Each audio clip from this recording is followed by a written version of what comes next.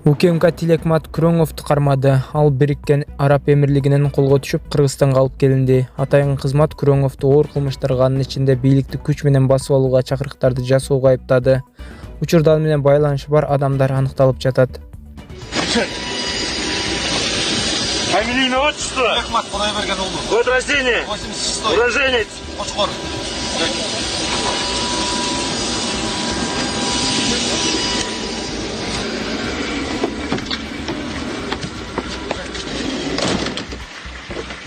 Макул, биз бардык юридикалык документтерди бүтүрдүк.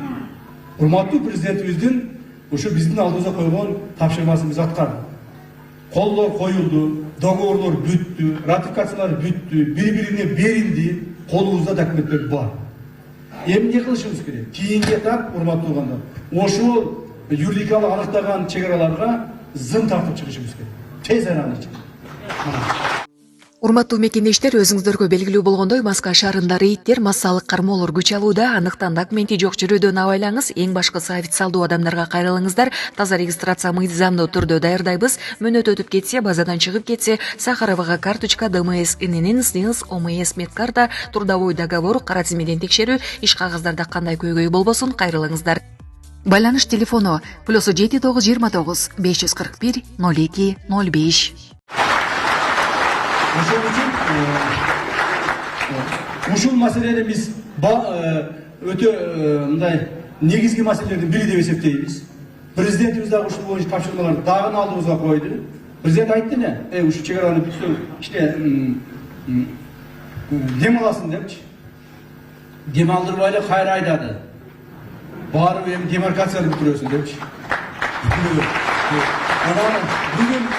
Бүгүн мына чек аранын башчысын алып келдим. Тактичиңиз, өзүңүздөрдүн губернаторуңуздар Абдыкерим Карыбекович Алимбаев менен.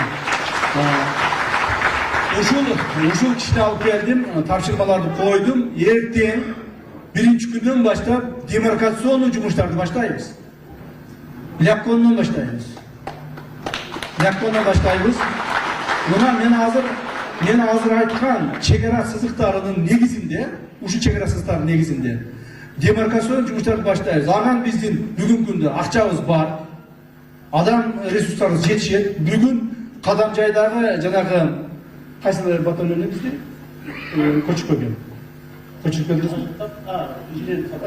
Да, инженер сапёрлар рота деген бар эле Кадамжайда бизде. Баткенге бүгүн көчүрүп келдик. Баткендеги жаткан солдаттарыбыздын баардыгын иштетебиз.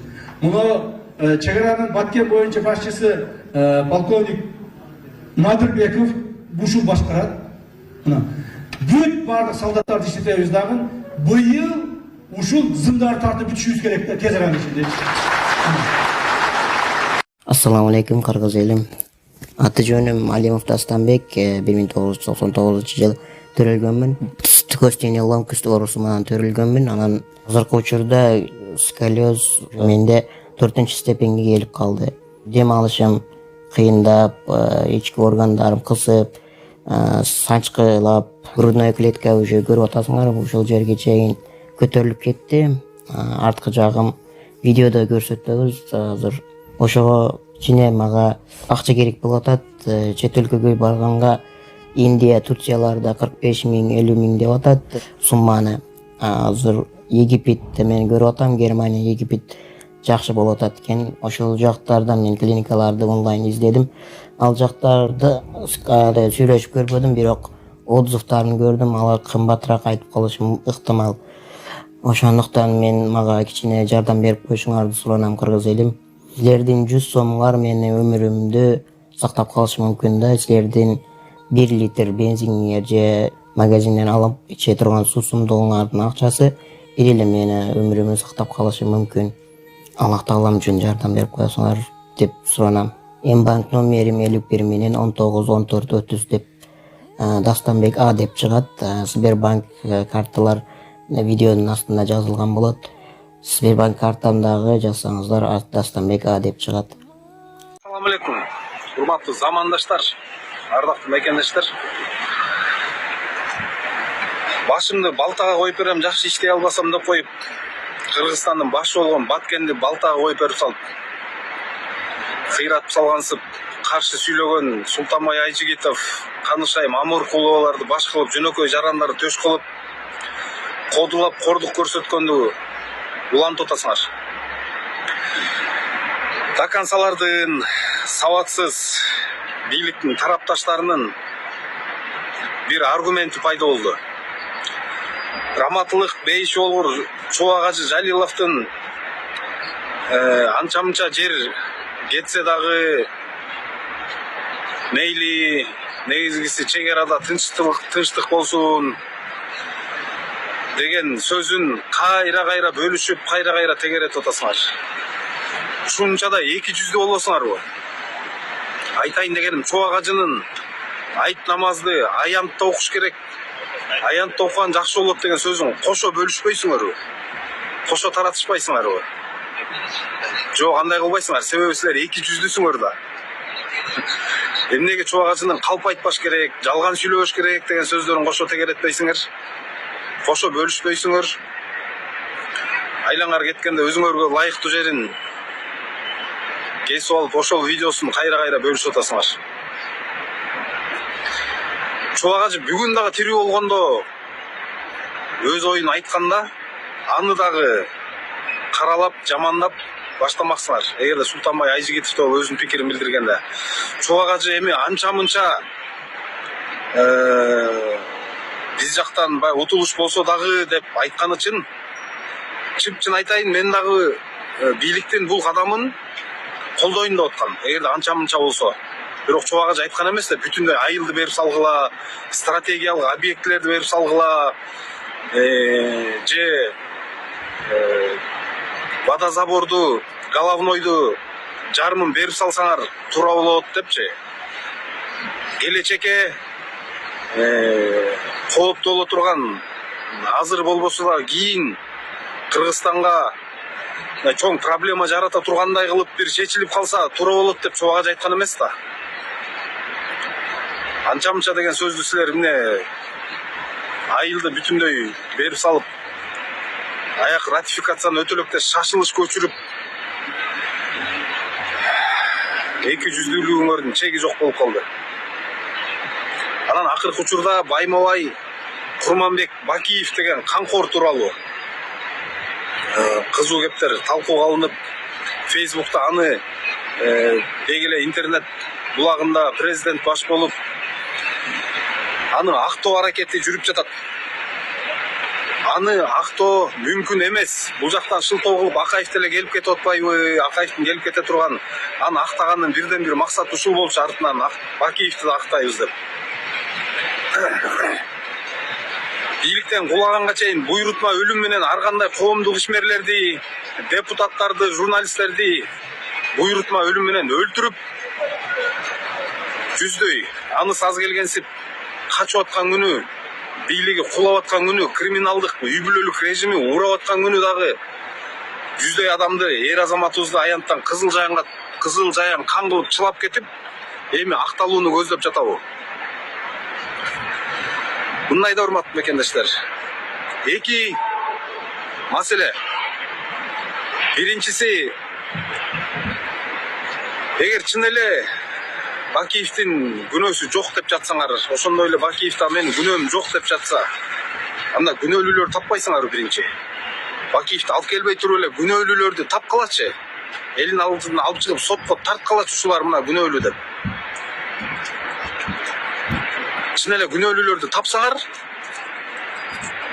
анан көрөбүз Бакиевдин күнөөсү барбы жокпу. Ошондо эмне аянтка чыккан жүздөй адам өзүн өзү аткыладыбы же бирин бири кырып салдыбы? Миңдей адам өзүнөн өзү жарадар болдубу? Күнөөлүү барбы акыры бирөө? Бакиев аппак экен. Ошо күнөөлүүнү тапкыла да, таба албайсыңар. Себеби күнөөлүү Бакиев. Экинчи маселе Бакиевке байланыштуу. Бакиев түрмөдө камакта жаткан убактылуу өкмөттүн мүчөлөрүнөн коркуп качып кетти эле. Бийликти мыкчып, узурпация кылып, үй бүлөсү менен башкарып турганда 14 адамдан коркуп качып кетти эле. Алгаш Жалал Абадка качып барып,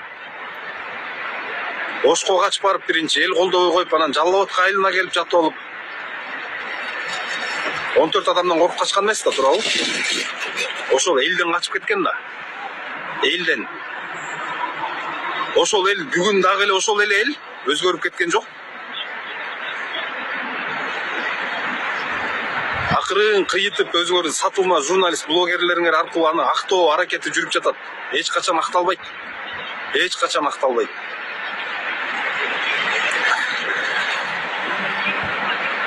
Ушундай урматтуу мекендештер. Өлкө бүгүн толугу менен бийлик бир уч мафиянын колуна узурпация болуп калды. Өлкөдө толугу менен анархия, мыйзамдын анархиясы орноп, укуктук башаламандык толугу менен өкүм сүрүп, үстөмдүк кылып атат. Кечке эле коркутуп, үркүтүп, камап башкарабыз дегендин дагы акыркы чегине жетип калды. Урматтуу мекендештер, негизгисинен ушул эки маселе боюнча силерге кайрылайын дегем. Анан урматтуу замандаштар, кыргызстандыктар, биз эмне чумо болуп калдыкпы, чумо? Же мурдунан чүлүктөнгөн торпок болуп калдыкпы унча калбаган? Чумо деген билесиңер да? Человек морально опущенный.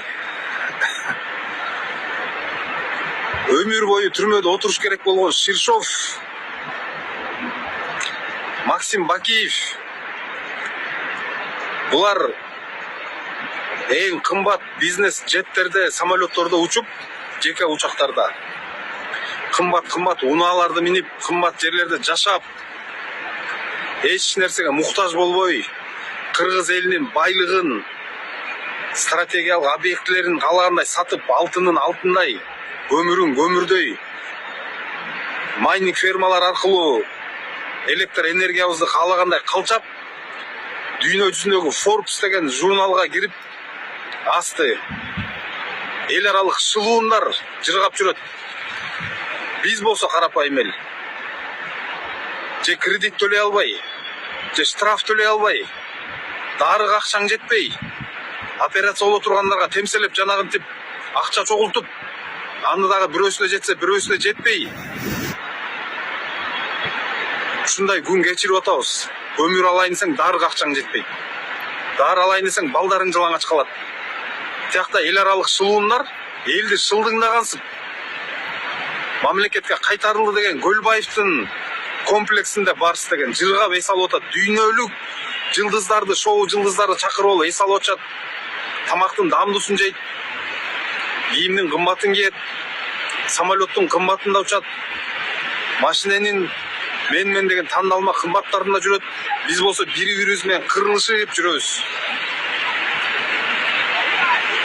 1 метр жер үчүн кошунан башын жарып.